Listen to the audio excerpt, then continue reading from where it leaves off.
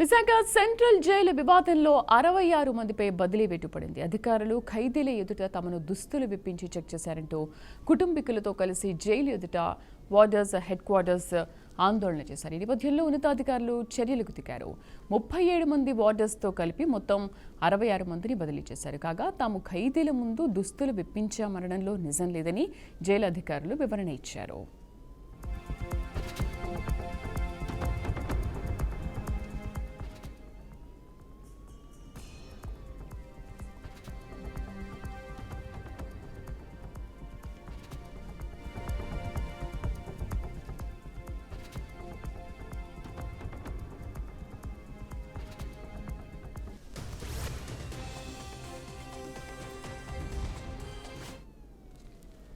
Visakha central jail వివాదంలో 66 మందిపై బదిలీ వేటుపడింది. అధికారులు ఖైదీల ఎదుట తమను దుస్తులు విప్పించి చెక్ చేశారంటూ కుటుంబీకులతో కలిసి జైలు ఎదుట వార్డర్స్ హెడ్ క్వార్టర్స్ ఆందోళన చేశారు. ఈ నేపథ్యంలో ఉన్నతాధికారులు చర్యలకు దిగారు. 37 మంది వార్డర్స్తో కలిపి మొత్తం 66 మందిని బదిలీ చేశారు. కాగా తాము ఖైదీల ముందు దుస్తులు విప్పించామనడంలో నిజం లేదని జైలు అధికారులు వివరణ ఇచ్చారు. మా కరెస్పాండెంట్ శ్రీనివాస్ పూర్తి సమాచారం అందిస్తారు. శ్రీనివాస్,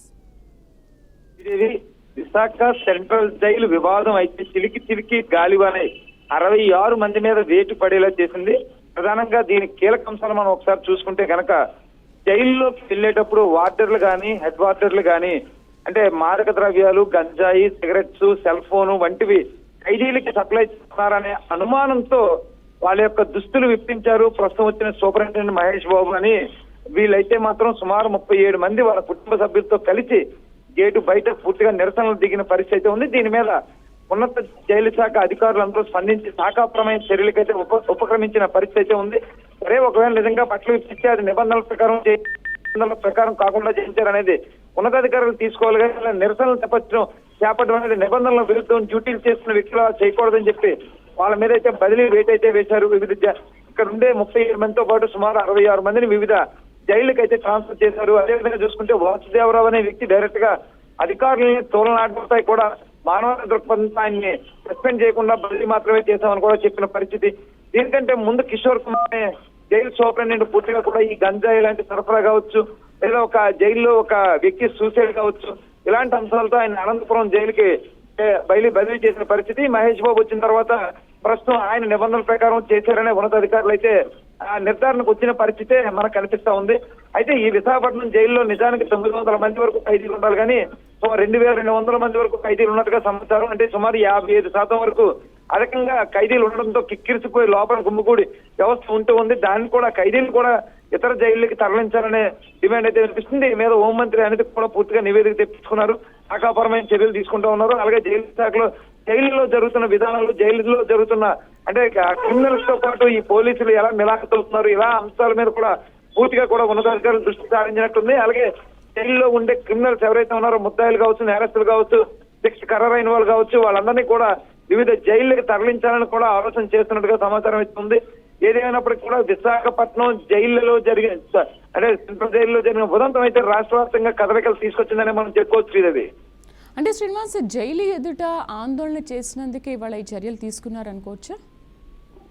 ఖచ్చితంగా. ఎందుకంటే ఆ లేడీస్ తాలూకా బయటలో కూడా మనం విన్నాం.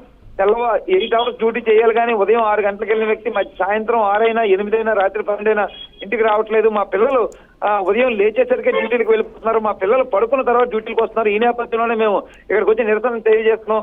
సూపరింటెండెంట్ హెరాస్మెంట్ ఎక్కువగా ఉంది, మా భర్తలు చాలా ఇబ్బందులు పడుతూ ఉన్నారు, చాలీచాలన ఉద్యోగాలతో తక్కువ జీతాలతో ఉద్యోగాలు చేస్తున్న తమపై ఉక్కుపాదం మోపుతూ ఇంకా అసభ్యకరంగా వ్యక్తిత్వ హననం చేస్తూ వాళ్ళ ముందే అంటే జైల్లో ఉండే క్రిమినల్స్ ముందే మా భర్తల బట్టలు ఇప్పించడం, నులుపోగు లేకుండా వేరుబాడితో నించోబెట్టడం మాకు తీవ్ర కలకాలాన్ని, ఆందోళనని, ఆవేదనని గురి చేస్తుంది. ఈ కారణంతోనే మేము నిరసన తెలియజేస్తున్నాం, శాంతియుతంగానే నిరసన తెలియజేస్తున్నాం. కాబట్టి ఉన్నతాధికారులు దీని మీద పునరాలోచన చేసి మా భర్తలకి పూర్తి స్థాయిలో రక్షణ కల్పించి ఉద్యోగం చేసుకునే వెసులుబాటు కల్పించాలని మహిళలందరూ కూడా ఆందోళన దిగిన పరిస్థితి. ఈ నేపథ్యంలో అయితే అది నిబంధనలకు విరుద్ధం. ఎప్పుడు కూడా గవర్నమెంట్ ఎంప్లాయ్ ఉన్నతాధికారికి తెలియజేయాలి, ఇంకా అవసరమైతే కోర్టును ఆశ్రయించాలి, ఇంకేదైనా చేయాలి తప్ప ఇలా నిరసనలకు వాళ్లే దిగితే సామాన్య పబ్లిక్ పరిస్థితి ఏంటి? వాళ్ళకి జైలు శాఖలో ఉద్యోగాలు ఇచ్చేటప్పుడు కొన్ని నిబంధనలు ఉంటాయి. నిబంధనల మీద సంతకాలు పెట్టే వీళ్ళు విధుల్లో చేరుతారు. ఇలా వాళ్లే ఎదురు తిరగడం, వాళ్లే అంటే సమాజానికి ఎలాంటి సమాచారం ఇస్తున్నారనే నేపథ్యంలో వీళ్ళని కానీ కట్టడి చేయకపోతే అన్న జైల్లోనే అందులోని పోలీసుల కంటే పూర్తి డిసిప్లిన్ తో ఉంటది.